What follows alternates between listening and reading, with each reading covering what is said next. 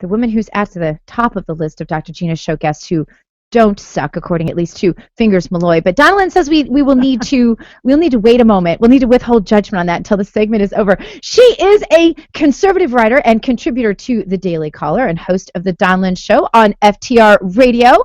Welcome to the Dr. Gina Show. First time ever, Donlyn Turnbull. It is. Thanks for having me, Dr. Gina. I'm going to try really hard not to suck for at least 10 minutes. That's so awesome. And we are thanking you for that. That's great. I'll try. Well, you're on our low-lit romantic version of the Dr. Gina Show because we're moving studios, and I want people to know that I'm kind of in the dark here today, just a little bit feeling romantic on this Friday. But I wanted to talk to you because I think one person none of us would mind seeing on the high-def cameras would be the new Miss America pageant, but new Miss Teen America candidate, right? Or Miss America? Miss America. And she, though, Jason is our pageant official. You know that my producer, Jason, is a pageant judge and a pageant, we call him Pageant Boy, literally. He's very into it. But if we did see her on our high-def cameras, we'd be seeing something we haven't seen in a lot of pageants before, and you've talked about this. Tell us. Exactly. I absolutely love Miss Kansas. And she talked about breaking out all of the molds. She's doing that. For the first time, they have a pageant participant who is going to not cover up her tattoos. She has tattoos, the Serenity Prayer going down her side, and then another tattoo on her shoulder. And she's in the military. She loves to hunt. She loves guns. She's just the coolest thing, and she's beautiful. And that's so funny because that's like the last thing you say about her. She's so beautiful that she is absolutely breaking molds. I love it. That is so exciting. Now, also, she talks a lot about having been bullied in her life. Yeah, have you read those stories, and what do you know about that, and is that part of her platform? You know, I've read it. Her platform is basically empowering women and overcoming stereotypes and breaking barriers. And evidently that's something because she's got all these things. She's a pilot, you know, she just sounds like she's a groundbreaker. And she's always caught, I think, some flack for that, you know, her individualism. And so her platform is, you know, breaking through these barriers, and she's basically doing what she's been preaching, and things she's kind of turned, you know, something that was difficult in her life around, and now she's blazing a trail for others, which I love. Yeah, that is so awesome. And so it's really not about necessarily the tattoos or the military or some of the other things she's done in her life, the gun shooting. It's really just about being exactly who she is and not trying to fit into the mold of what is the, let's say, typical Miss America, you know, crowns and tiaras, like I think the Kansas City Star put it. Absolutely, and I think that's such a dangerous thing for women. I have a teenage daughter, and she just started high school last year, and I remember, you know, kind of watching all these girls. They immediately want to try to, mold into what everyone else is, and I was so excited to watch her stay herself. We're 2 years into high school now, staying herself.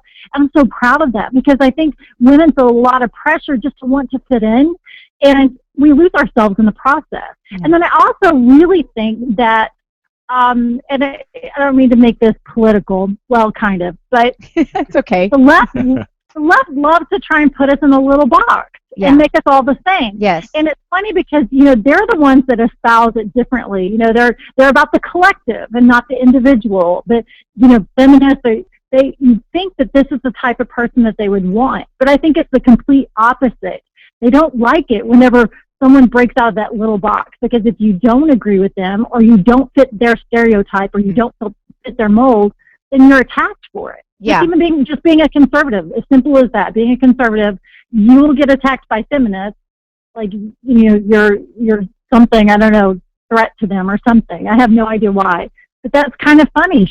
But that's what I like about her, is because she is taking that, you know, that whole collective mentality, you know, that pageants have been. And there have been women with tattoos before in the pageant, but they cover it up with makeup. So the fact that she's just, here I am, this is who I am, take it or leave it. You know, it's great.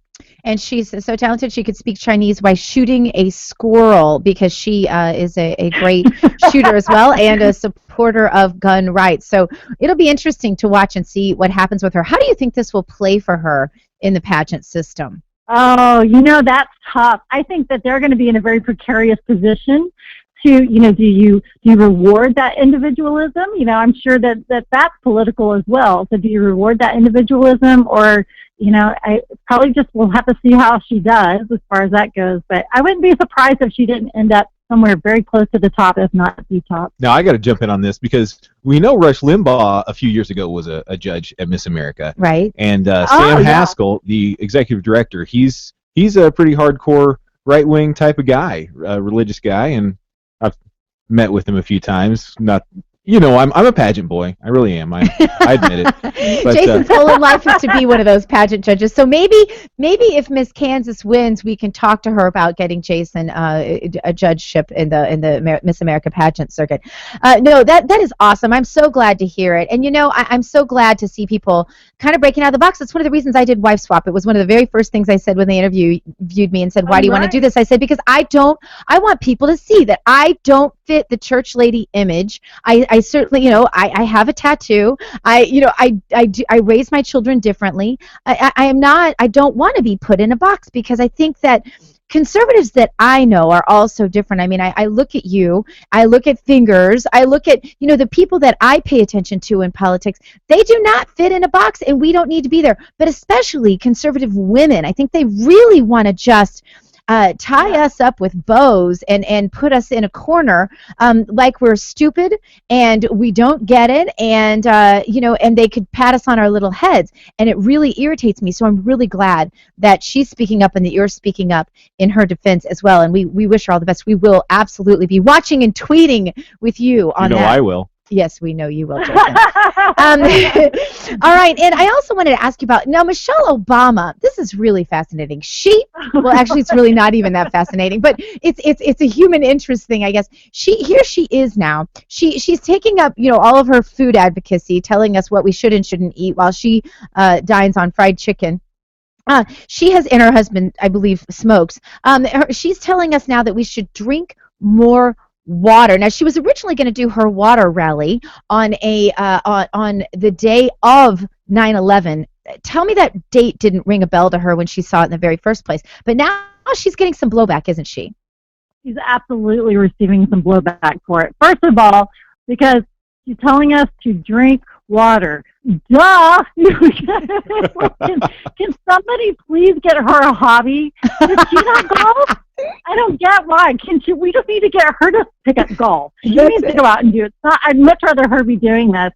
But yeah, this is my absolutely first thought when I read this was, how much is this going to cost us to tell us to drink water? Yeah. I mean, that's one more glass of water a day. But it's controversial. But I kind of go back and forth with this, because I do think you need to drink a lot of water.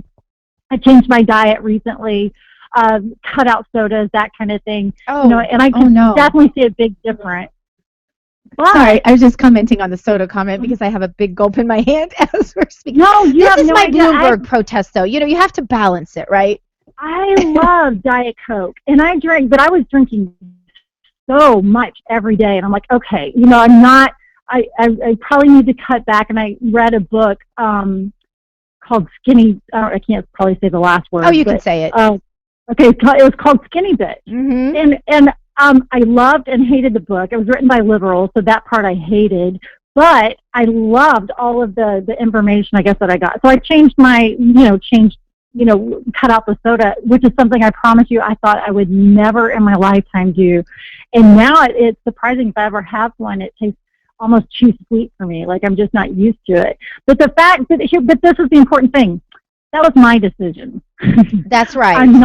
I'm not 3. I don't need Michelle Obama to call me up and say, Donlyn, you really should drink another glass of water per day. And, this message is going to cost the American taxpayers, X amount of dollars. Okay, yeah. Thank you. Wouldn't you love to see Michelle Obama do something that actually mattered, like start an entrepreneurial teaching for kids, or I don't know. Yeah. It just seems like drinking water, really, Michelle. I don't know. That just bugs me. But Donlyn, I appreciate you coming on. You can hear the music probably, and I think you're awesome, and I definitely think that you fit in the awesome category. And so I'm really glad that Fingers put us together. Thanks for being on the show. Will you come back? Absolutely. Thank you so much, Dr. Gina. All right, my pleasure. We'll be back